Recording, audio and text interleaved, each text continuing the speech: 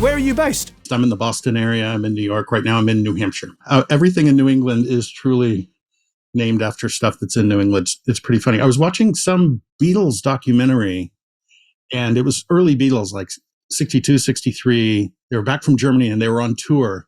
And they were just like listing all the towns. And then the Beatles go here and they go here and they go here. And it's like they were listing the exits on the highway near me in the States. It was really fun. Every single town, we had one of them. We're not very creative. Have you done a lot of Beatles study then? Yeah. So my day job is I teach sound recording technology to undergrads and grads at the University of Massachusetts Lowell. And you can't teach recording without going to the Beatles a lot.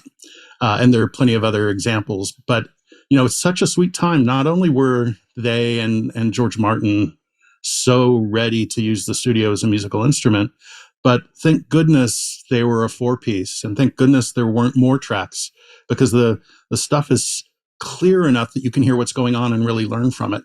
And people who do great stuff today that are doing it with 120 tracks, it's a little harder to learn from it because it's such a dense arrangement.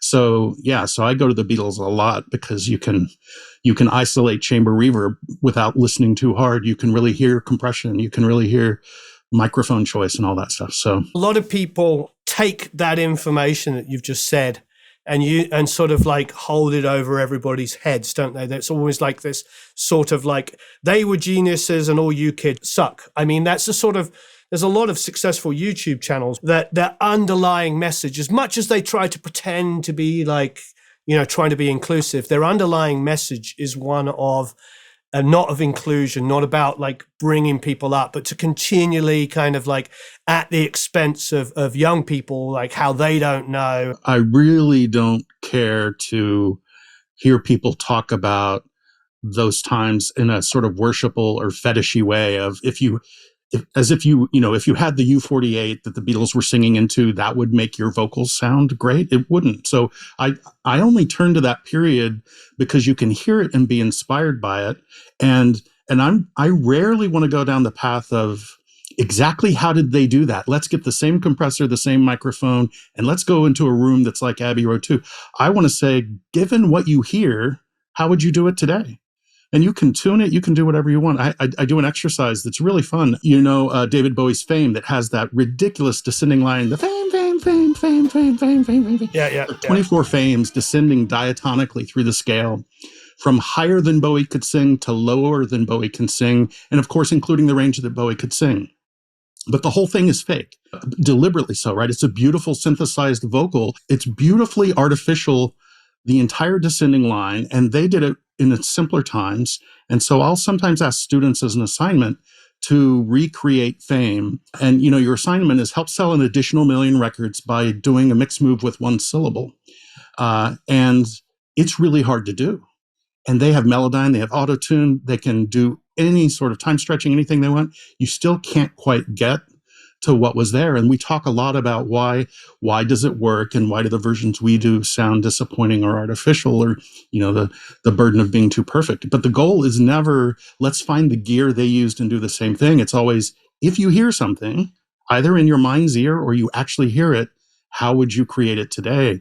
And following your creative flow to get there, that's the fun. And any kid can do that. You don't have to know music theory. You don't have to know too much about audio theory to have the imagination and the curiosity to figure out how to do your own version of Fame or your own version of any other sort of audio gem that really touches you. I love that. And I think that that's really, really powerful. Like I say, I field a lot of questions and comments and disillusionment from younger people based on, teaching that seems to be overanalyzed, like, talking about a process that was never really real. I think one of the things that I love, I remember reading about Mozart, and somebody was talking about, actually it's a couple of different things. One from Malcolm Gladwell, where he says that any real scholar of Mozart will say that he didn't write anything worth listening until he was in his early 20s. So, this whole child prodigy thing was just like,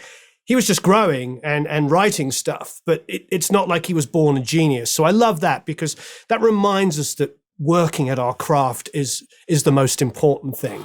Not circumstance, not this idea that these geniuses are born.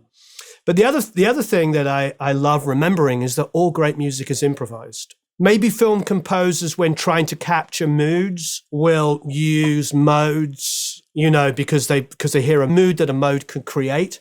But ultimately, a great melody is improvised. It's usually sung first and then played, either outwardly or internally.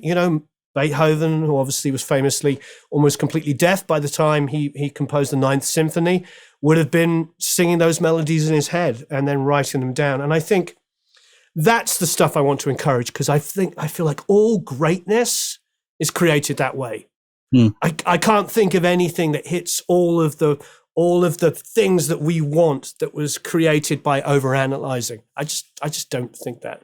So the Kinks and the Beatles are brilliant musicians. So many great melodies came from those bands, such great songwriting, and they're all self-taught as far as I know. Yep. But then you've got cats like Jellyfish who get very intellectual. So they're improvising and they're musical and they're instinctive. But then when they throw their brains at it, or XTC, Andy Partridge, it only gets better. So I think there's a way to be innocent and natural and improvise your way to something. And then for those who are interested in that path, throwing additional music theory, audio science at it, that can be part of what you do for your art form. I wouldn't want to reject it outright. There's a lot of bands I love who I'm like, what was that chord? How did that happen? That was really cool. Jellyfish among them. Absolutely. But Roger doesn't think in modes, and he doesn't think in reading or writing music. When he's writing with Jellyfish, he's hearing music that he admires.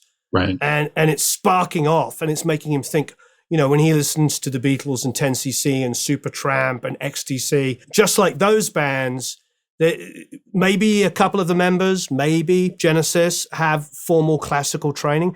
But, as we know in formal classical training, you end up playing a chord without even knowing it's a chord. Right. They're not going, oh, we're going to learn diachronic chords today. You're taught music as a performance. And Jellyfish is a great example. But even with XTC, I don't think Andy is would know a Mixolydian from a Phrygian from a whatever, but he would know a diatonic scale, and he knows what he wants to play, and he knows what he wants to hear. ChamberReverbChallenge.com is a website where I'm parking pretty much everything I know about chamber reverb. And it's just an ongoing sort of personal project. There's a lot of room to comment. So those of you who know more about your favorite chambers and recordings where it's really easy to hear the chamber, I hope people will contribute to it. But it basically was born from the quick move that all educators had to make when the pandemic hit and everyone and all the universities shut down. I was very, at first, like everyone, a little freaked out, but I realized I'm kind of an optimist. I realized I didn't want this to be a bad thing. So I started thinking, what's better about everyone being trapped at home? And it occurred to me. So, at first it's like, how can I teach recording when the students aren't allowed on campus where we have all the microphones and the rooms and the tweaked control rooms and the console and all that stuff? What does every student have? Well, at home, they don't have a tweaky, carefully designed room, but I'm pretty sure they all have a bathroom. It's not always clear they have a shower, but probably they have a shower. So I thought, let's embrace that, and let's recognize that bathrooms and basements and a big garage with a concrete floor, these are reverberant spaces. So let's build a reverb chamber. It's called Chamber Reverb Challenge because I think you can actually participate in some online activities that I can describe to you. But really, I just want to challenge people who are into audio, who may not be able to do what they're used to doing in a commercial studio, collaborating in real time in the same space. As we get separated and a little bit isolated, maybe spend some time trying to get the best reverberant sound you can out of a nearby reverberant space, like a bathroom. It's a great recording session. Setting up a chamber is like miking drums crossed with location recording of a symphony orchestra. You need to go into that space and figure out, where should the sound source be? Where should you put the speaker in this bathroom? And where should you put the microphone or the pair of microphones? Or if you're doing surround, how many microphones would you put in your bathroom? And where should you put them, and what will sound good and what doesn't? So it's this great process of, you're going to try different locations, you're going to listen critically, you're going to learn from it, try different things. So even though it's a bathroom, and even though it's unlikely any of the microphones say Neumann on them, it's still a great learning experience and you're still creating great sounds because this isn't fake. Real chambers were bathrooms. And a lot of chambers, we know this from studying them, they sometimes had crap loudspeakers and they had leftover microphones. You don't need super tweaky gear to get a great sounding chamber. The chamber is almost never a super hi-fi experience. So with modest gear on the loudspeaker side and the microphone side and humble architecture, whatever your bathroom happens to be, you can start to change the sound of your vocals. You can start to create a really cool snare sound. So it was born from the rush to students working at home and wanting to say, well, what's good about working at home? And a reverb chamber is one of them. So the challenge is there to say, challenge yourself to make a chamber. If you're really fast at setting up a chamber in any studio where you work, every studio I've ever worked in has a bathroom or two. They have hallways, they have stairwells. If you get good at setting up a chamber, if you're as good and fast at converting some unused reverberant space into a unique acoustic sound, you'll get hired for it. Just like someone who's really good at tracking vocals or really good at recording drums. This would be a good skill that doesn't just mean you do it at home in your home studio. Making a chamber out of the lounge at a studio, the band is going to love you for it if it sounds great. And it's the right session, the right band, the right studio who's willing to go along with it. So I think it's a skill like tracking and tuning and mixing that we all should have, that may be atrophied, that we got so comfortable with digital reverb. Maybe it's time to go to the trouble and create some acoustic reverb. Fantastic. On the site at the moment, it's very in-depth. The space descriptions of bathrooms, garage, basement, stairwell, hallway, kitchen, and then you've got some pros and cons. I love your pros on the bathroom is like a really long paragraph, and then the cons are try not to get things wet, please. Right. So it looks like you are essentially saying a bathroom would make an incredible chamber. In typical, I'm sorry to use this language. In part of my history, I was a consultant in architectural acoustics. So in typical residential architecture, the sort of spaces that are likely to be reverberant are the rooms I'm listing there at chamberreverbchallenge.com. And top of the list for sure would be a bathroom. It's going to be the most sound reflective space because what is waterproof is usually also sound reflective. And a kitchen is full of sound reflective spaces, but it's noisy because I know you have a margarita machine always churning out the next frozen margarita in the kitchen. So they can be noisy, but they're sound reflective. But depending on where you are in the world, you have, I don't know what all homes look like, but in Europe and the United States, some parts of the states have full basements as a normal thing that a house would have. And so an underground basement has concrete on the floor and the walls. So that's everything except the ceiling is very sound reflective.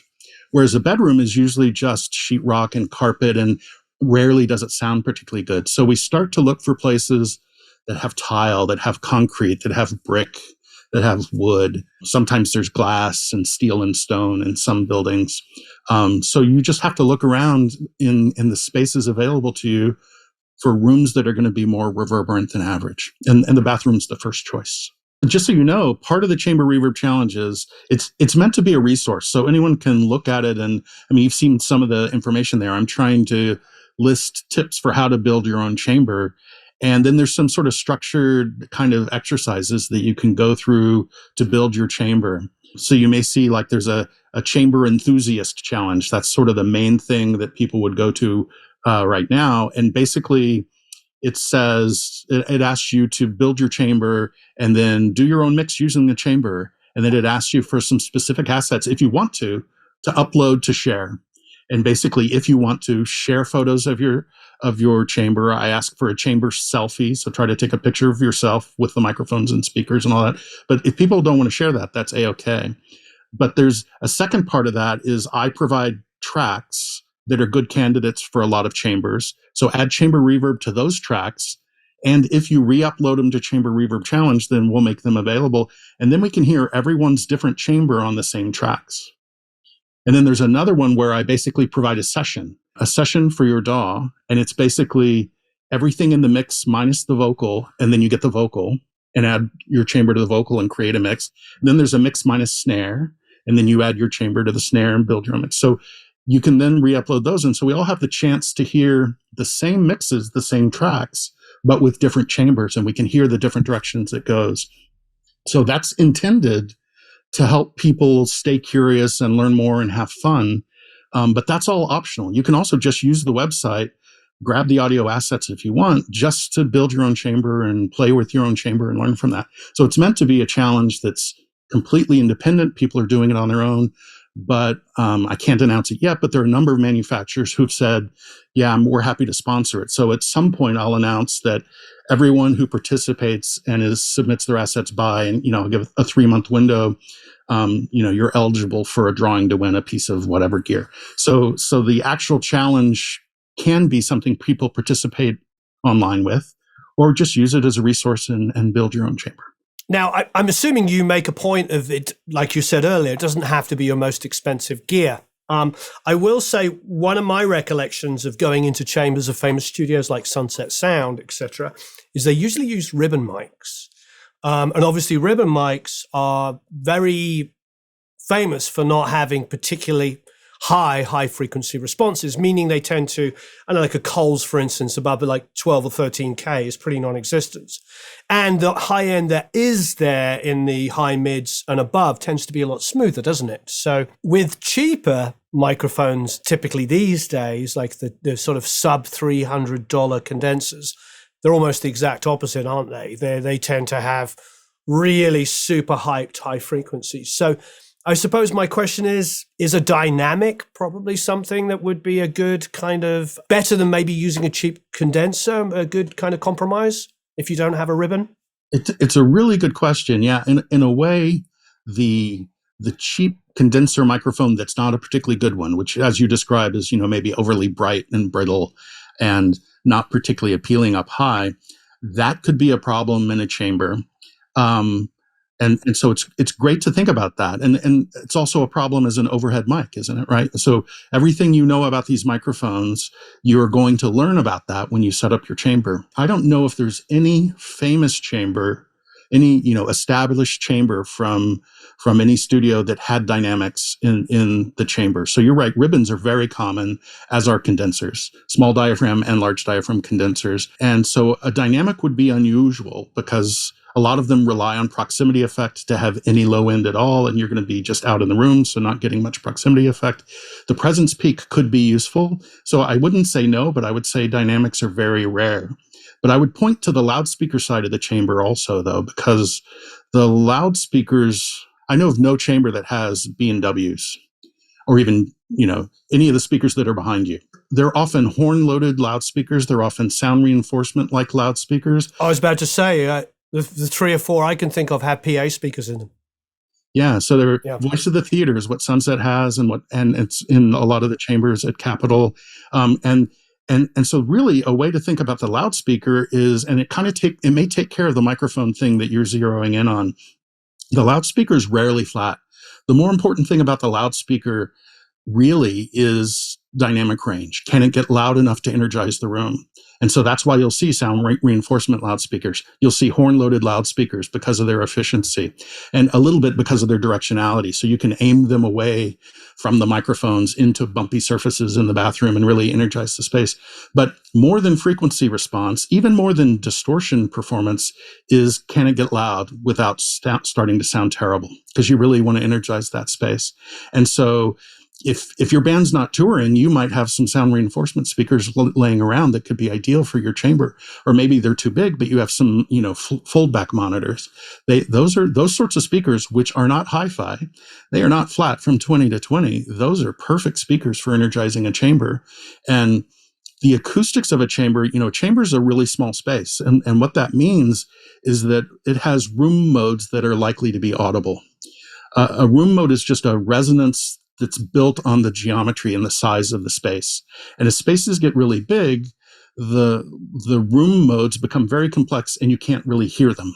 But as spaces get smaller, so like a typical bedroom or bathroom, it depends on the size of the space, but from about 200 hertz down, or maybe 300 hertz down, there's a good chance you'll hear certain frequencies are louder and other frequencies are kind of canceled out. And those are room modes. Ordinarily, those room modes, like in a concert hall or in a big studio, those modes aren't problematic because the room is big enough. Get as small as a stairwell, get as small as a bathroom, and those room modes creep up into the audible range. And either You love the boominess of that room mode, that it adds 80 hertz thunder that's just really glorious on the toms that you're sending to your chamber. Or you say, this is muddying up my mix. Almost every chamber has EQ on the send to the loudspeakers. And most of the time people are rolling off the highs and rolling off the lows. And if you scoop out all the lows so that none of the distracting, ugly room modes are energized, then you don't have that problem. And so what that means is the loudspeaker doesn't have to be particularly good at lows. And if you're going to roll off the highs, the microphone doesn't have to be particularly good at highs. It's really just mid-range character that we're going for. Or if you embrace the room modes and you say, it's causing really strong spectral coloration, but on this track, that actually sounds good. That's a good use for a reverb chamber. It's actually a good use for a reverb chamber plugin. So if your lexicon has rich chamber is not a person. Rich is not a person. Rich chamber is a digital algorithm inspired by actual small spaces, which means it has modal resonances. And it has coloration that may be flattering to a piano, a voice, a snare, or may not. And so we end up choosing chambers when we want the spectral alteration, the timbral modification that this very strange sounding space adds to our track. If you go to I'm pretty sure it's on Chamber Reverb Challenge. Yep. You look at any picture of Abbey Road's Chamber Studio 2. It's kind of I love Abbey Road and I love their chamber, but it's kind of a modest storage room that sounds really good, right? There are no tapestries. I think they don't even sweep it up or mop it up. It's there because it sounds good, not because it looks good. So tell me a little bit about teaching. How did you get into teaching? I always thought I would be a teacher, actually. My whole life, I thought I'd be a teacher. Both my parents were public school teachers. And the way I went through college, I liked learning, but I studied with my mates and we, helped each other, not cheating, helped each other through tricky assignments. And I realized I kind of liked doing that. And I was a tutor. When I was in college, I was tutoring high school kids. And I've always enjoyed that. So I knew that would be part of what I wanted to do, but I thought I should work for a while first before I teach. So I was a full-time engineer for about a decade and a consultant in acoustics for about a decade, and then now I teach audio and acoustics. So it's really just the fulfillment of where I wanted to be. I think I'm a better communicator and a better problem solver than I am a guitarist or a recording engineer. So I just sort of always knew I would get to this point, and I'm having a blast. And so you'll see it in chamberreverbchallenge.com. It's there to be educational. It's not trying to be anything other than helpful to people who also want to explore the sound of a reverb chamber. I also have a website with the awkward name of recordingology.com, the study of recording. And it does the same thing where it just looks at a song and it says, here are some highlights of what's going on in that mix. And you can learn from that. And you don't have to know exactly how they did that. Learn from it and do it the way you want to. So I'm really interested in trying to reverse engineer my favorite records so that I can understand them because I like learning more about them, and so that I can share it with others, not just my students, but through anyone who's visiting recordingology.com or chamberreverbchallenge.com. I'm just trying to share the love so that other people, I'm selfish. I want everyone who can to go make a great record so that I can listen to it. It's a beautiful, selfish endeavor, if ever I heard one. Yes. I love that. I talked a lot about this, maybe not recently, but how there was a period in like the early mid-90s where things gelled together better than they do now.